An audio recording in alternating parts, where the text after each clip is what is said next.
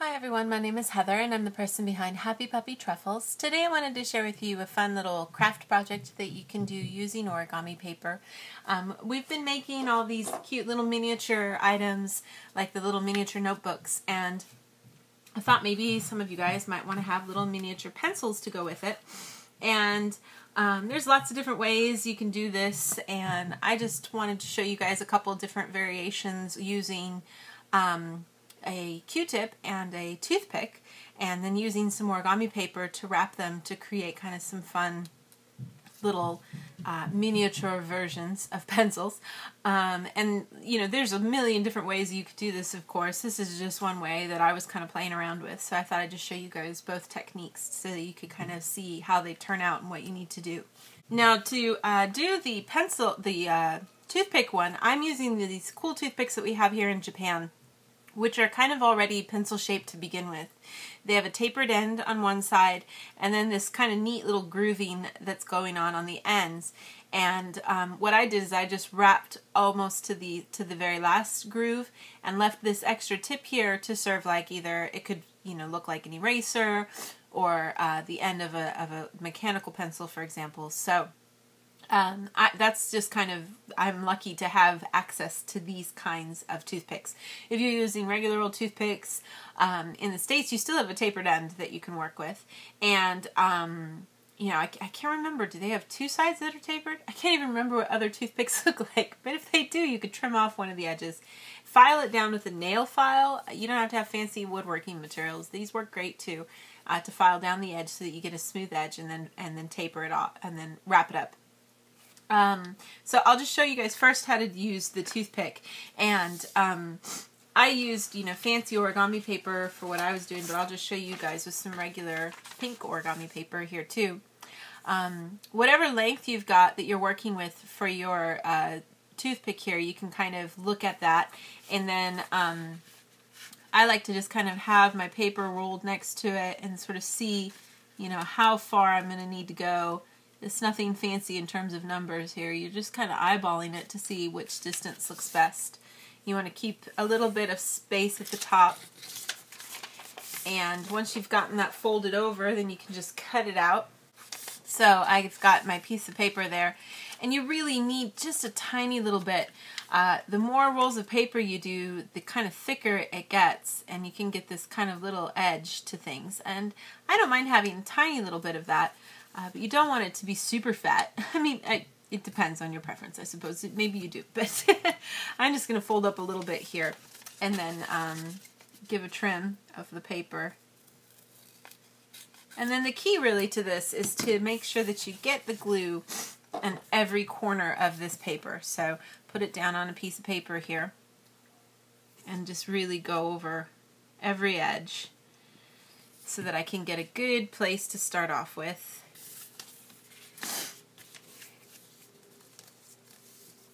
And then you just want to try your best to get things lined up here. Luckily with this kind of one here, I've got this nice beveled edge that I can look at. Get that part lined up. And then just look at stuff so that you could try to get it so that it's at the right angle. So that you're creating a parallel line between the pencil and the edge of the paper. And then you can just start trying to get this part to come up.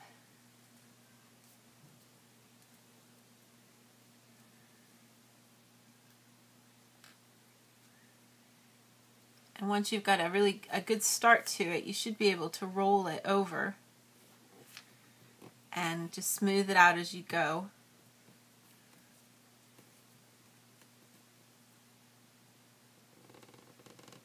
And the sharper you can get it, of course, the better. And you want to try to keep things smooth as you can. And in my case, I kind of got it a little close to the tip, so you want to just gently roll it around to get it to kind of poof out around the edges where it's a little thicker because of the tapering of the tip of that. So you can see how now we've got a nice little cool end to this naturally. If you wanted to like color that silver or pink or something like that to represent an eraser, you can. You could easily color your pencils with pencil, but that sometimes the graphite can get kind of messy. I don't really like having that like everywhere, you know, on my stuff. So I just use permanent marker. But then it's black, you know, and that's, you know, not as accurate, I suppose. And the more kind of random this is, the more realistic it's going to look, because, you know, pencils don't just sharpen perfectly. So it's good to have a couple places where it's kind of a little longer than in other areas. And that's just the finished version there with the toothpick to make your own kind of miniature pencil there. And then if you're going to make the other kind with the cotton ball, excuse me, Q-tip, you of course want to try to get the ones that are not plastic. You want to try to get the ones that are all kind of made out of a paper or a cotton kind of base. And then you can just cut off the ends here. Be careful. This piece has a tendency to fly far away. Just make sure you don't hit anybody in the face with it. But when you do this, you do get these kind of sharp edges. And so on one of these, I'm just going to kind of file it down with my nail file so that I can get a smoother edge.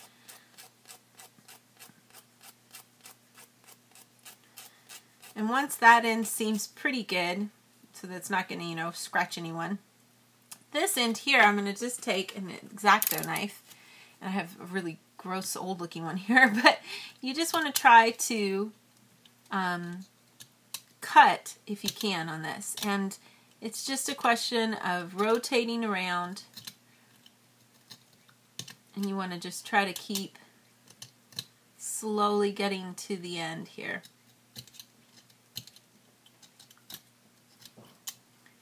And you're just looking for a kind of natural, like a little tiny bit of a hint of a tapering to kind of look like a point.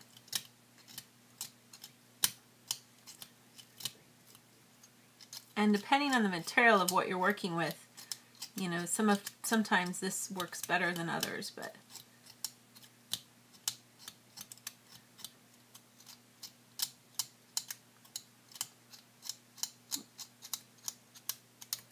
once you kind of have it started, then you can finish things off with the nail file here.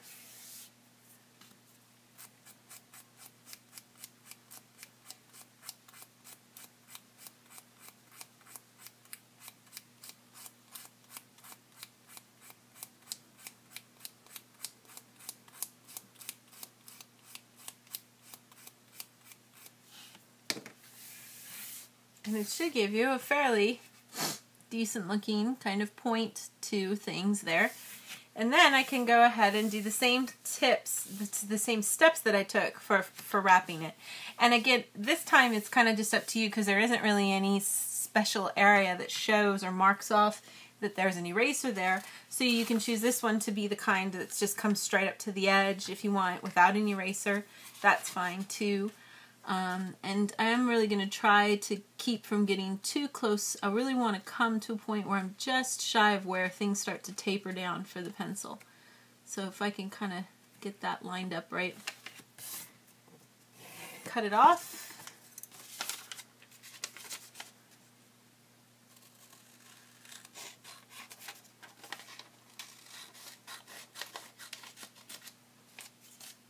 And then I also, again, just want a little bit down here, not too much. This is a little fatter than the toothpick, but I still don't really think you need more than like a little over a centimeter, 2 centimeters maybe at most, should be enough.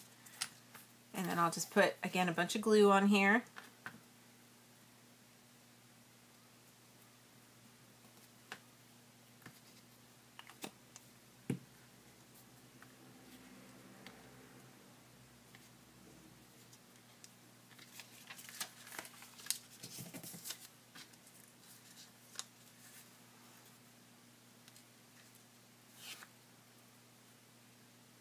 I'm going to line it up to the edge as much as I can and try to get things started here with a good smooth beginning if I can,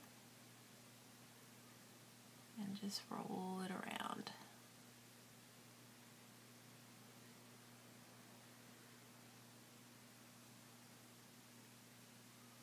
So you get something like that. And then again, I can just go ahead and take my pencil, what's it called? Permanent marker, and color the tip there.